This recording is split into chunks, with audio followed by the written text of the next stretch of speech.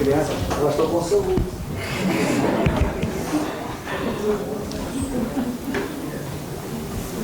Pronto, vamos lá. Para a frente, para a frente. Seguir as direções do fotógrafo. Nossa. Acho que levei mais fotos que o David da semana passada, não?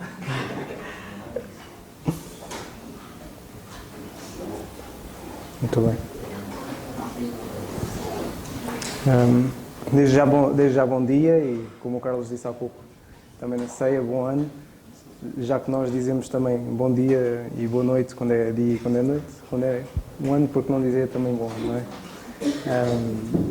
Hoje queria falar de um assunto, e principalmente nestes primeiros dias de um ano novo, muitos seguem uma tradição antiga, que não sei se sabem, é uma tradição que remonta aos antigos babilónicos, em que eles, no início de cada ano da Babilónia, eles faziam promessas aos seus deuses. E principalmente nestes primeiros dias do ano, é uma altura em que as pessoas fazem algo semelhante. Podem não fazer aos deuses que creem ou não, mas pelo menos fazem para elas mesmas. São as chamadas as resoluções de ano novo, em que cada um define os seus objetivos pessoais, cada pessoa define as mudanças que quer fazer nas suas vidas, seja de caráter pessoal, seja as escolhas que vai fazer ao longo do ano, seja que patamar é que chegar, onde é que eu quero chegar este ano, e muitas vezes algumas também avaliam os anos anteriores. Só que, no entanto, se nós pensarmos bem, e pelo menos nós pensarmos nas resoluções de ano novo que fizemos o ano passado, coloca-se a questão: será que eu fiz o que eu pensei fazer o ano passado? Eu fiz tudo? Para vos dar um exemplo de quantos cumprem as suas resoluções de ano, houve uma universidade, que é a Universidade de Scranton, na Pensilvânia, nos Estados Unidos da América, em que eles fizeram um estudo em que, das pessoas que fazem resoluções de ano, só 8% das pessoas que estabelecem essas resoluções de ano novo conseguem realmente atingir os seus objetivos. Ou seja, em 100% dos que fazem resoluções de ano, só 8% conseguem realmente fazer aquelas resoluções que planearam. E a questão que se coloca é o porquê. Às vezes é simplesmente porque não são resoluções realistas.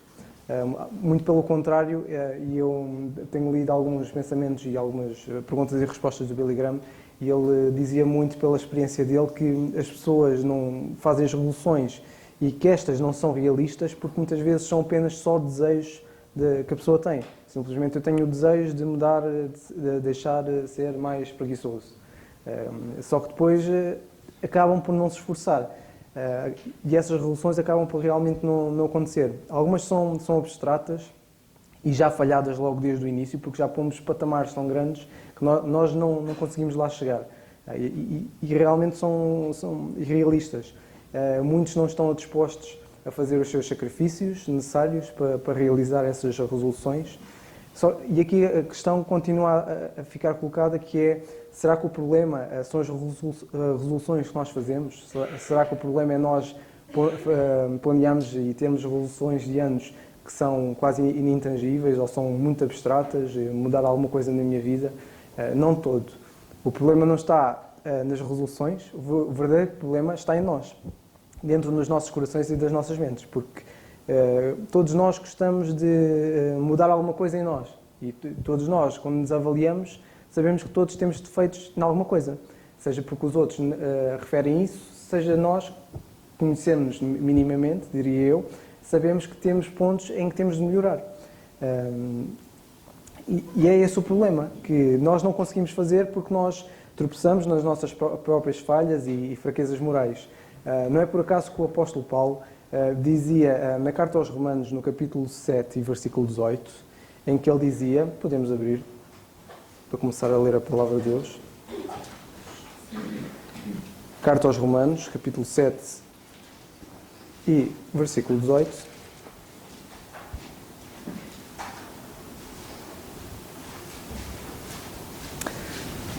Talvez começar a ler a partir do versículo 17.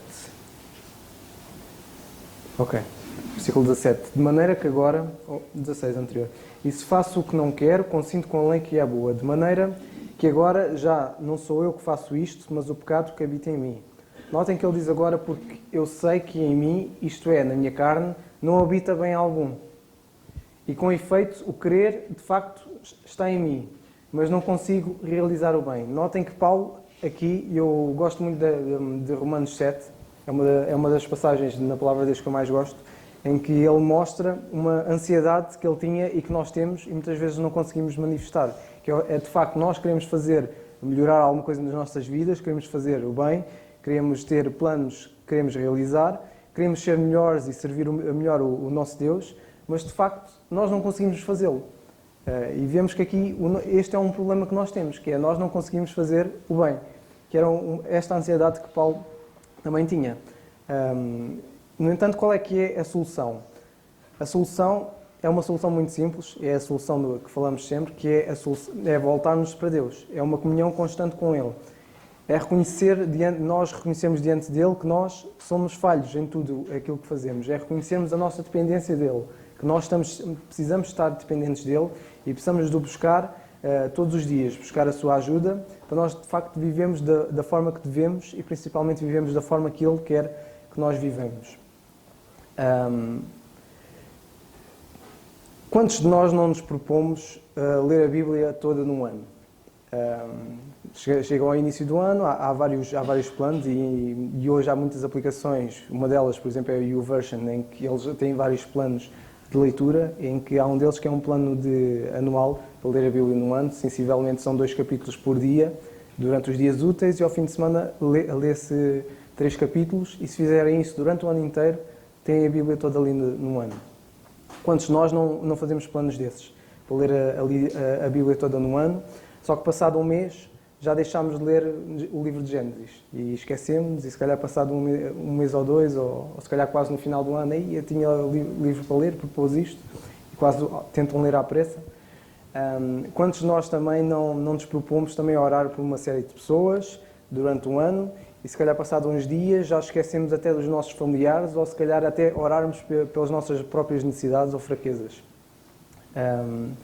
Quantos de nós não propomos fazer algum trabalho, seguir algum ministério, fazer alguma coisa na igreja, ajudar alguém, e passado se calhar uma semana também já nos esquecemos, já passou completamente ao lado daquilo que nós planeamos.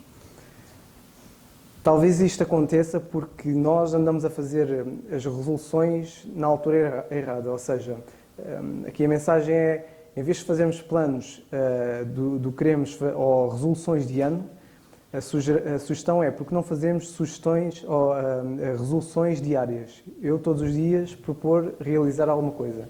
Se eu de facto quero ler a Bíblia, porque não propor, olha, hoje tenho de ler a Bíblia ou continuar, nem que seja um capítulo. Os jovens aqui, os rapazes da Quinta do Conde, vai fazer 2 anos em agosto, em que se propuseram por volta de... Foi depois do EJC. Se não me engano, o início da conversa que eu tenho é para aí de 29 de agosto, mas foi na altura a seguir ao EJC.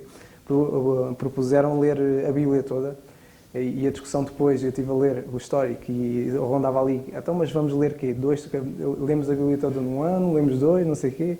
Depois, em termos de tentarmos realmente cumprir aquilo que nós planeámos, foi tentarmos manter o patamar baixo. Ou seja, nós não vamos ler, se calhar, 2 capítulos por dia, ou 3, que alguns não conseguem. Vamos propor aqui ler pelo menos um capítulo por dia. E, de alguma forma, a coisa tem continuado. Nem que seja pelo menos ou o Bruno, ou o meu irmão, ou o João, alguém pelo menos durante o dia vê que ninguém meteu lá o capítulo, pelo menos alguém vai lá meter. Eu não sei se todos os outros rapazes que também se propuseram em cumprir isto, em ler a Bíblia toda, não é num ano, é simplesmente só ler a Bíblia toda.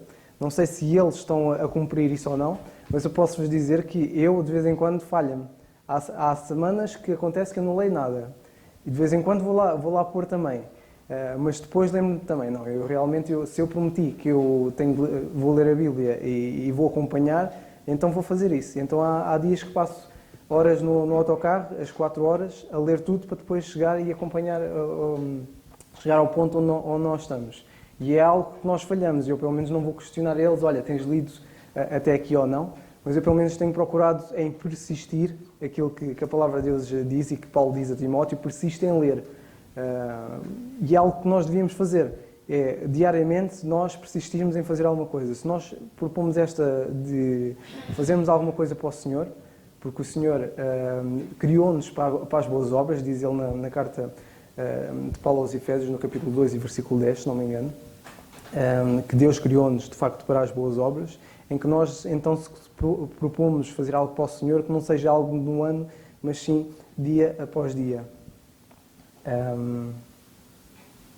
E como é que nós podemos fazer isto? Como é que nós podemos ir dia após dia, nós propomos e fazermos de facto e cumprimos aquilo que nos propusemos a fazer só para o Senhor?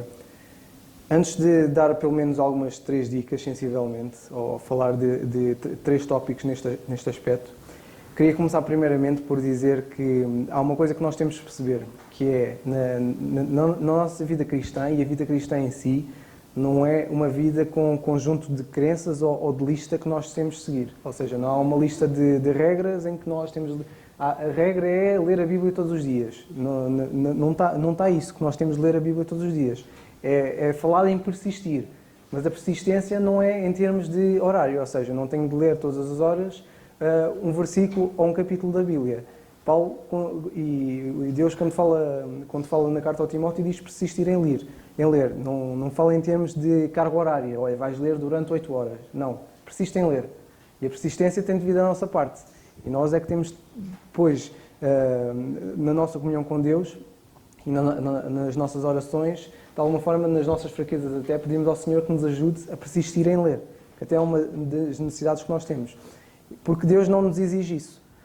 Não nos exige que nós temos de seguir estas regras. Porque a relação pessoal com Deus, nós temos de perceber que estamos a ter uma relação com Deus.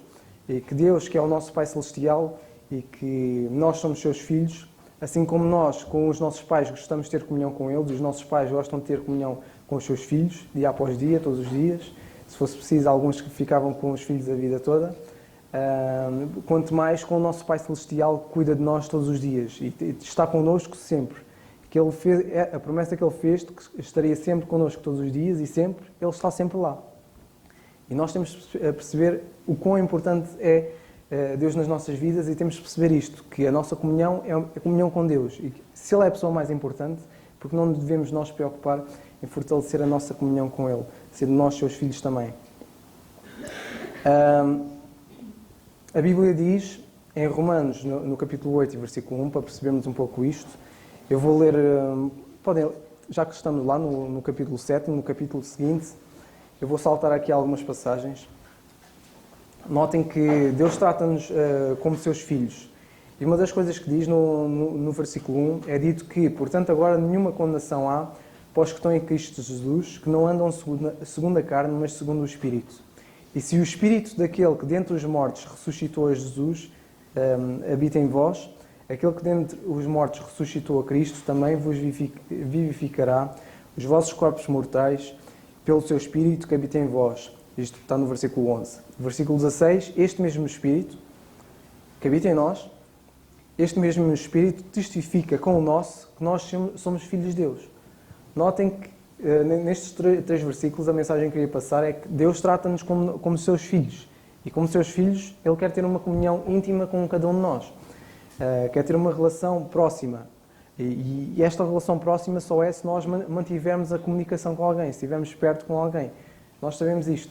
E isto toca ao segundo ponto, que é a nossa relação com Ele acontece antes de tudo ao ouvir a Sua Palavra. Ou seja, ao nós lermos a Bíblia.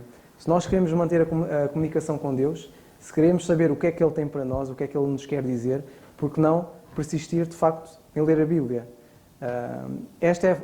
E muitos de nós perguntamos o que é que Deus quer para a minha vida. Ele é claro na Sua Palavra, principalmente para os tempos de hoje.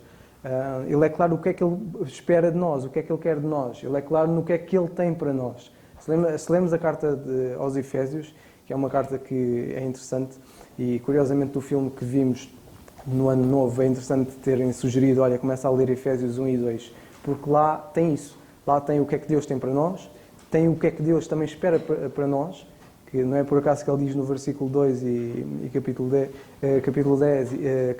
e versículo 10, que nós fomos criados para as boas obras, ou seja, Ele espera que nós façamos boas obras. Ele não exige, mas Ele diz, olha, tu agora foste criado para fazer isto, tenho coisas para ti, tenho tarefas para ti. Não é meramente, na palavra de Deus não há, em termos de abstração, Deus não é abstrato naquilo que espera de nós. Vemos Paulo a dizer que nós somos ministros, somos embaixadores de Deus e que Deus espera da nossa parte em que nós roguemos aos outros que se reconciliem com Deus. É algo que Deus espera de nós. Mas nós só sabemos isto se nós de facto mantivermos uma comunicação com Ele. E isto parte primeiramente de nós ouvirmos o que Deus tem a dizer através da sua palavra. Mais uma vez toca aqui na primeira carta a Timóteo, no capítulo 4 e versículo 13, em que Paulo diz a Timóteo, persiste em ler, exortar e ensinar até que vá. Não é por acaso que Paulo, a primeira coisa que diz, naquilo que Timóteo devia persistir, e o mesmo aplica-se a nós, a primeira coisa que ele devia persistir era em ler a palavra de Deus. Devia persistir em ler e depois, nós ao persistir em ler, também persistirmos em exortar e ensinar. E notem que o exortar e ensinar não pode vir o antes de ler. Não vem o antes de ler. Nós lemos a palavra de Deus, o estudarmos a palavra de Deus, que depois vai capacitar-nos e dar-nos a sabedoria necessária para nós depois exortarmos e ensinarmos os outros. Nós devíamos tomar a leitura da palavra de Deus, não a ler a Bíblia toda no ano. A minha sugestão é, não leiam. Quem quiser ler a Bíblia toda no ano, eu não sou contra isso, eu próprio já fiz isso. E curiosamente não li a Bíblia toda no ano, se calhar li num ano e meio. Apesar de nesse ano, deve ter sido para aí, se não me engano, foi há 3 ou 4 anos, em que propus isso, ler a Bíblia num ano, mas acabei por ler a Bíblia em ano e meio. Acabei por falhar na mesma. Porque nós talvez não devêssemos propor em ler a Bíblia num ano, mas ler todos os dias. Eu propor todos os dias persistir em ler. Não, eu hoje vou ler, nem que seja um capítulo. Nós propomos no nosso coração só persistir em ler. E persistir em ler é ler, pelo menos ler todos os dias, diria eu. Porque de facto nós ao ler vamos tendo a sabedoria que Deus e vamos aprendendo e vamos decorando também a Bíblia. É interessante, se nós lês, eu pelo menos tenho procurado em algumas passagens e alguns livros, principalmente nas cartas de Paulo, procurar em ler pelo menos só um capítulo e tentar decorar um conjunto de versículos, por exemplo 10 a 10 versículos ou de 5 em 5, para tentar assimilar mais a palavra de Deus. Esta é do segundo ponto. Este era a parte que queria referir também. A outra parte também é a nossa relação com Deus, além de partir de Deus falar connosco, e já vimos que é através da sua palavra, também parte da nossa comunicação com Ele, da parte da oração. Nós orarmos a Deus, nós agradecermos a Ele pela sua bondade, partilharmos as nossas preocupações, porque todos nós temos preocupações, seja acerca de nós mesmos, seja das pessoas que estão à nossa volta. E é interessante que na primeira carta de Paulo aos Tessalonicenses, no capítulo 5 e versículo 17, outra coisa que também vemos Paulo a dizer para nós persistirmos, apesar da palavra não estar ali, a palavra exata não ser persistir, uma das coisas que ele diz, que é um dos versículos mais curtos da palavra de Deus, que é orai sem cessar.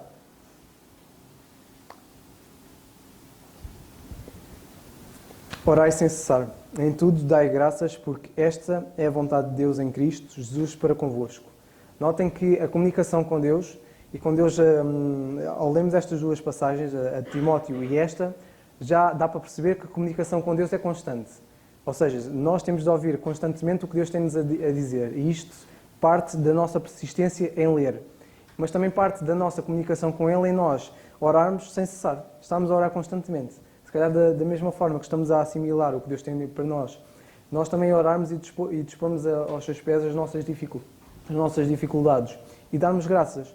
Não é por acaso que Paulo diz, orem sem cessar e em tudo vocês deem graças, em tudo o que acontece na vossa vida, porque esta é a vontade de Deus. Aqui temos mais uma passagem que mostra qual é a vontade de Deus. A vontade de Deus é que nós, em tudo, demos graças, porque esta é a vontade de Deus. Em Cristo Jesus para convosco.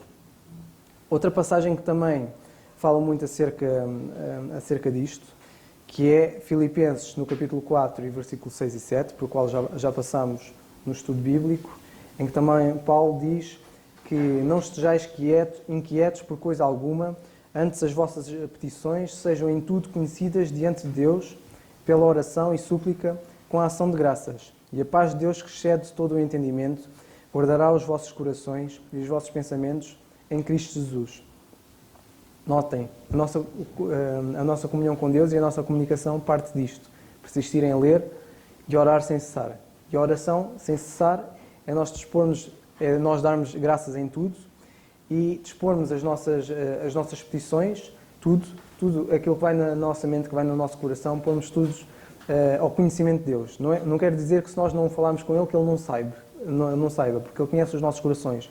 Mas como um pai também sabe as necessidades do filho, sabe quando o filho, quando é pequenino, e vocês que têm filhos pequenos sabem quando é que eles têm fome e quando eles têm de comer, da mesma forma Deus sabe quando é as nossas necessidades todas. Ele sabe sabe o nosso coração de trás para a frente. Mas todos nós gostamos de ouvir as necessidades dos filhos na mesma, gostam de ouvir as ânsias que os filhos têm. Eu, se estiver ansioso por alguma coisa, a minha mãe nota logo. Ela pode não saber o que é, mas ela sabe que eu estou ansioso por alguma coisa. Mas uma coisa que eu sei que ela também gosta que eu lhe diga. Apesar de ela saber a ansiedade que eu estou ansioso, ela quer saber da minha parte qual é a ansiedade que eu tenho. Deus sabe os dois. Sabe que estamos ansiosos e sabe qual é a nossa ansiedade, mas Ele também gosta de ouvir as nossas ansiedades.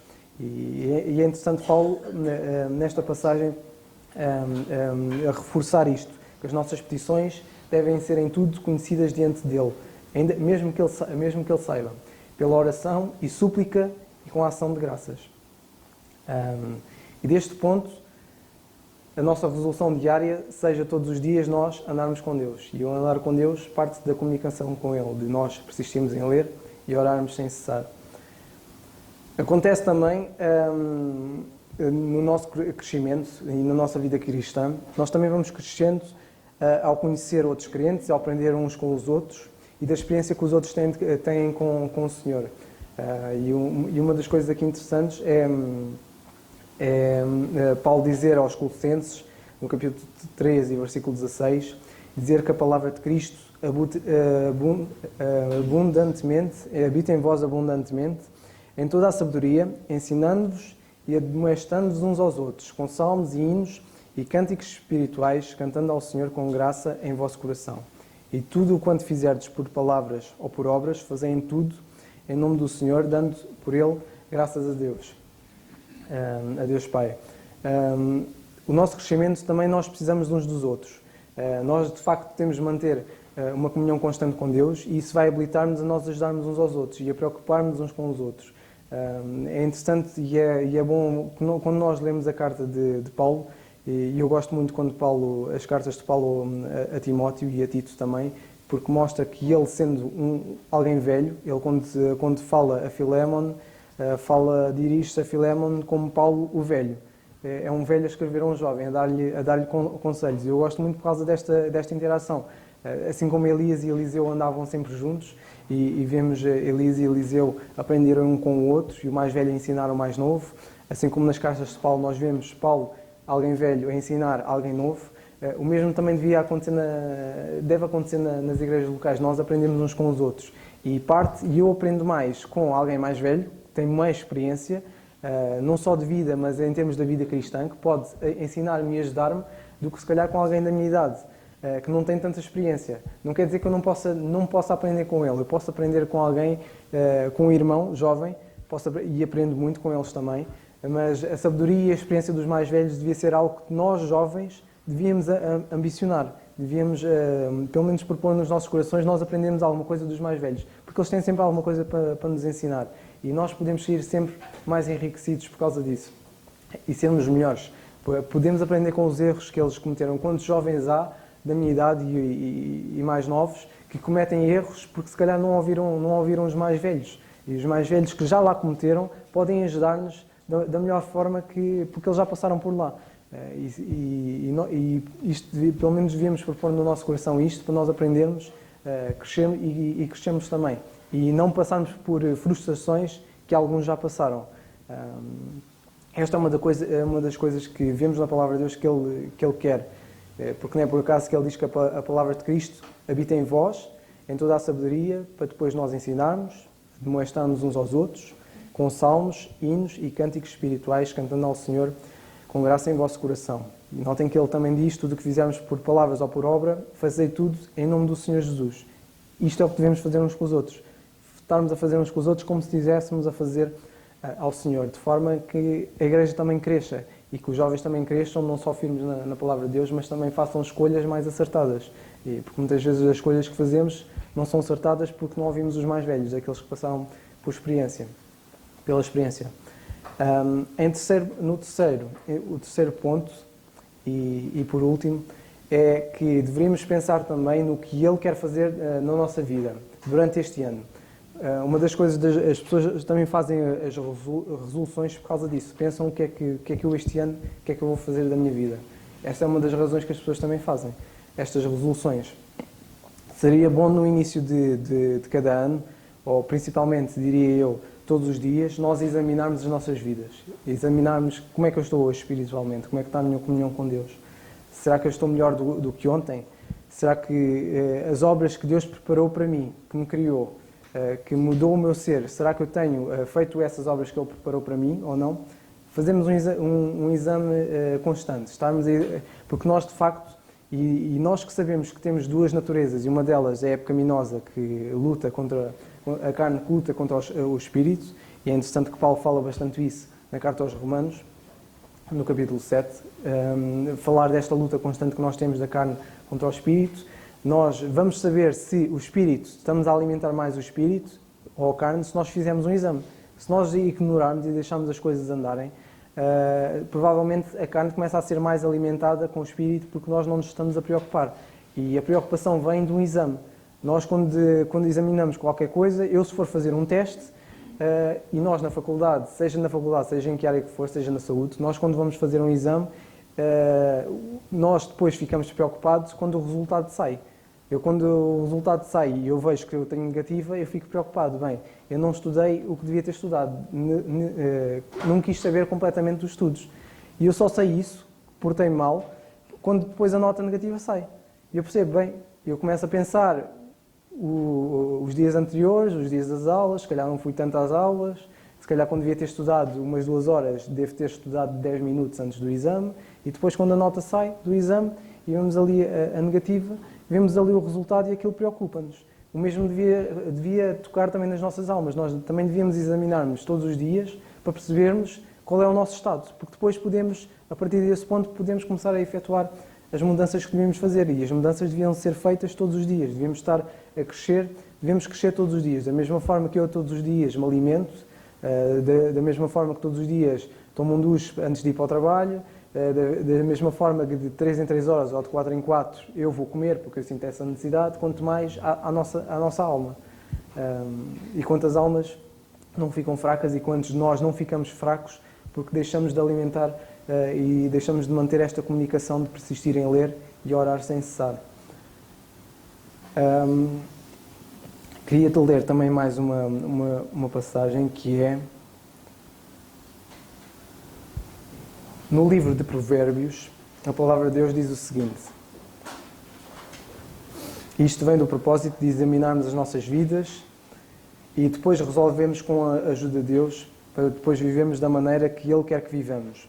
A Bíblia diz em Provérbios, no capítulo 14 e no versículo 8, diz o seguinte: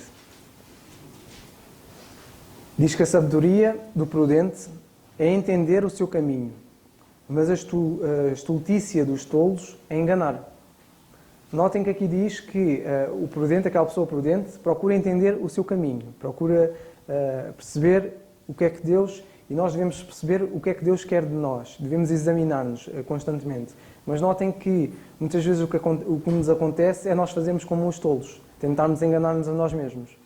Fazemos planos, só que depois a coisa, nós deixamos, eu amanhã faço, e deixamos a coisa andar. E continuamos a enganar-nos nós mesmos, que depois, quando chegam a alturas, por exemplo, dos alunos, que quando chegam à altura do exame, estudar antes do exame vai resolver o problema. E alguns, se calhar, passam anos dos estudos neste engano. Ou seja, estão-se a enganar eles mesmos, a pensarem que estudar antes, e aconselho aqui aos mais novos, não estudem antes dos exames, porque se estudarem antes dos exames, uma coisa é certa, vocês estão-se a enganar a vocês mesmos e o mais provável é depois irem chumbar.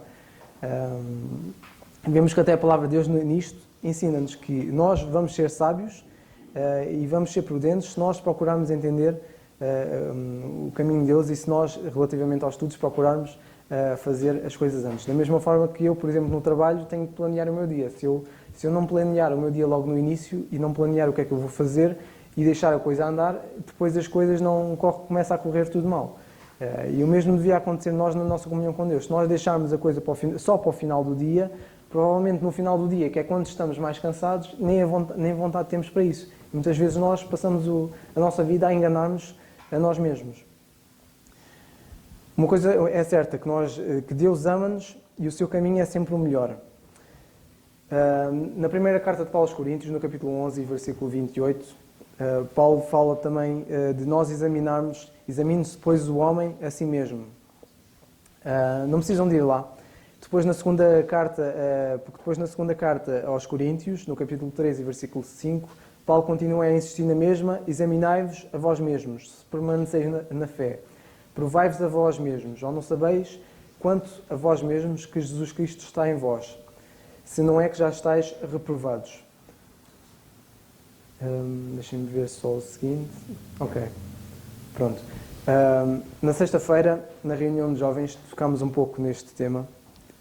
Eu já tinha pensado nisto, mas eu gostei que as reuniões de jovens agora temos feito de maneira diferente, em que há dois jovens, um rapaz e uma rapariga, que se propõem durante o mês todo a dirigirem a reunião de jovens, a levarem quebra-gelos e levarem um pensamento, ou pelo menos algum tema para nós todos discutirmos e falarmos e aprendermos e fazemos isto, aprendemos também uns com os outros através da palavra de Deus. E foi interessante que quem trouxe foi o João Alves, e o João falou ali num tema em duas questões, que era a primeira, se era se Deus esperava de nós alguma compensação acerca da salvação. Eu não me recordo se era exatamente isso. E o outro, se era, ou seja, em termos de se nós devíamos de alguma forma pagar pela nossa salvação. Não me recordo se era exatamente isso. E o outro era que Deus tinha-nos salvos e que Deus esperava de nós frutos, ou seja, que esperava que nós dessemos frutos. E é interessante que acerca das resoluções e de nós planearmos todos os dias e todos os dias persistirmos em ler e orar e também mantermos a comunhão uns com os outros, notem que Deus não nos salvou com uma condição. A graça de Deus, e no que toca a este aspecto, Deus não nos pôs uma condição, não diz: olha, eu vou-vos salvar e tu vais fazer isto, porque, em termos de pagamento de salvação.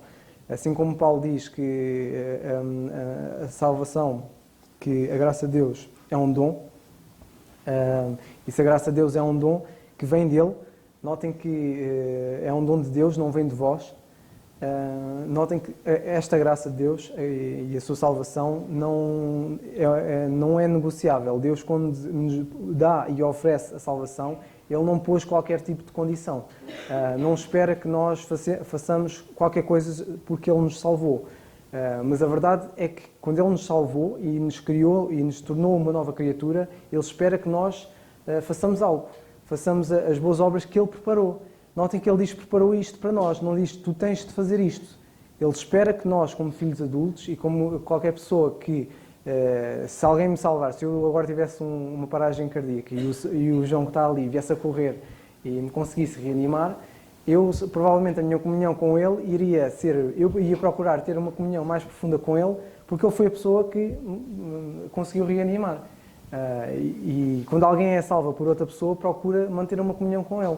E porque não nós fazemos o mesmo com Deus? Deus, quando nos salvou, Ele não pôs qualquer tipo de condição. Ele espera que nós, mesmo queiramos, de livre e espontânea vontade, mantermos esta comunhão com Ele. E a comunhão com Ele, que é constante, que é o persistir em ler e orar sem cessar, devia ser algo que devia estar nos nossos corações. Porque devíamos pensar o quão grande é a graça de Deus connosco, quão grande é o seu amor.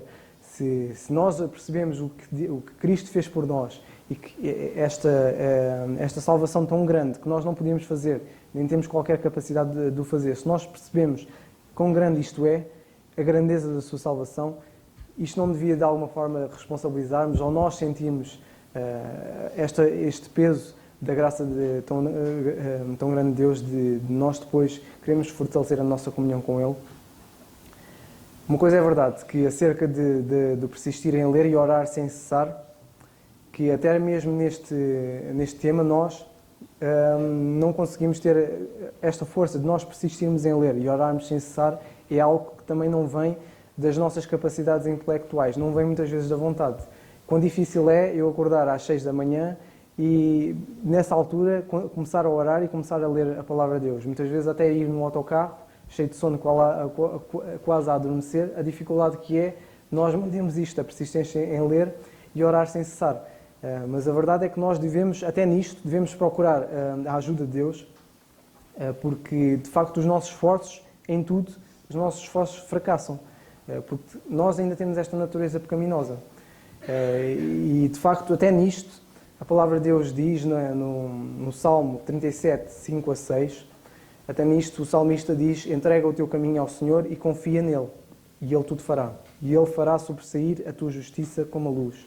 E também no Salmo 17, capítulo 17, versículo 5, é dito: dirige os meus passos nos teus caminhos, para que as minhas pegadas não vacilem. Até nisto, em tudo nas nossas vidas, nós devemos depender dele e devemos procurar constantemente ajuda a Ele nas nossas fraquezas, nas nossas necessidades, a nós servirmos o nosso Senhor melhor, porque de facto Ele merece. Por fim, melhor do que nós fazermos uma resolução anual para andar com Deus, é de facto nós resolvermos andar diariamente com Deus. Para terminar, e vou repetir, melhor do que fazer uma resolução anual para andar com Deus, porque não nós resolvemos de facto andar diariamente com Deus. Nós possamos, neste começo de ano, ou principalmente neste começo de dia, nós propomos nos nossos corações isto, pelo menos persistir em ler e orarmos sem cessar, porque de facto isto é da vontade de Deus. Que o Senhor nos ajude e que de facto também nas nossas fraquezas nós procuremos de alguma forma também servi-lo melhor e de facto podemos dirigir a Ele, porque até nisto Ele pode nos ajudar. Nós até podemos ser fracos em persistir em ler e persistir em orar, mas porque não começarmos o dia em pedir a ajuda do Senhor para nós fazermos isto. Que o Senhor nos abençoe.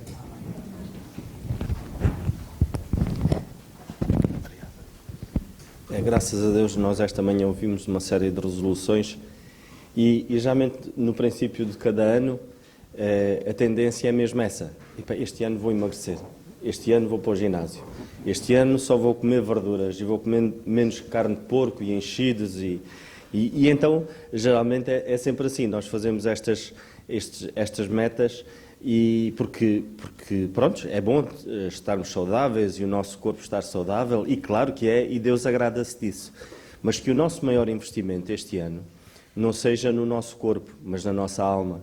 E se nós percebermos que se investirmos na nossa alma, automaticamente também vamos estar a investir no nosso corpo, porque Deus agrada-se que de facto nós tratemos do nosso corpo, porque é o templo do Espírito Santo.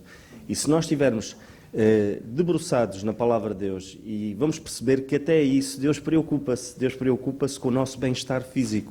E Ele quer que nós de facto tenhamos um bem-estar físico. Preocupa-se na nação de Israel e preocupa-se hoje também que nós de facto tenhamos preocupação com o nosso corpo. Mas mais do que isso, o nosso corpo depois vai perecer, né? Envelhece e as coisas vão decaindo. Mas a nossa alma ela é eterna. Que o Senhor nos ajude diariamente a pensarmos assim, de que é um investimento que eu estou a fazer diário naquilo que vai durar para sempre. Que o Senhor nos ajude e possamos esta manhã estar atentos àquilo que ouvimos, e é mesmo assim, mais importante do que tudo é nós termos uma comunhão diária, não só agora no princípio do ano, mas todos os dias termos essa meta. Não, hoje vou começar o dia com o meu Deus. Vamos ficar de pé, irmãos, e terminar com a oração. Senhor nosso bendito e amado Pai, nós graças te damos mais uma vez por aquilo que ouvimos e que de facto seja a nossa meta diária, Pai. O tempo para Ti não tem princípio nem tem fim, Senhor, é uma eternidade, Senhor, e por isso, da mesma maneira, nós devemos pensar em investir o nosso tempo e investir aquilo que é de mais precioso, naquilo que vai durar eternamente, que é a nossa alma, Pai. E este período em que passamos aqui nesta terra, neste corpo, ele é único. Durante a eternidade, Senhor, nós não vamos vivenciar as mesmas experiências que nós temos aqui. E se de facto temos que investir, possamos investir naquilo que é mais precioso, que é no tempo passado contigo, e tu farás o resto. É impressionante, Senhor, como se vive para ti, e tu de uma maneira suave e de uma maneira que não é uma maneira agressiva, mas tu vais encaixando as peças do puzzle da nossa vida no sítio certo, na altura certa, no tempo certo. Que tu nos ajudes a caminhar mais um ano contigo, todos os dias. É o que nós te pedimos como igreja, Senhor, e te agradecemos pelo privilégio que é de te servirmos, Senhor, e que nos ajudes a cada dia a sermos melhores para ti. No nome do teu Filho, nosso Senhor Jesus Cristo, nós te agradecemos. Amém. O culto está terminado, irmãos.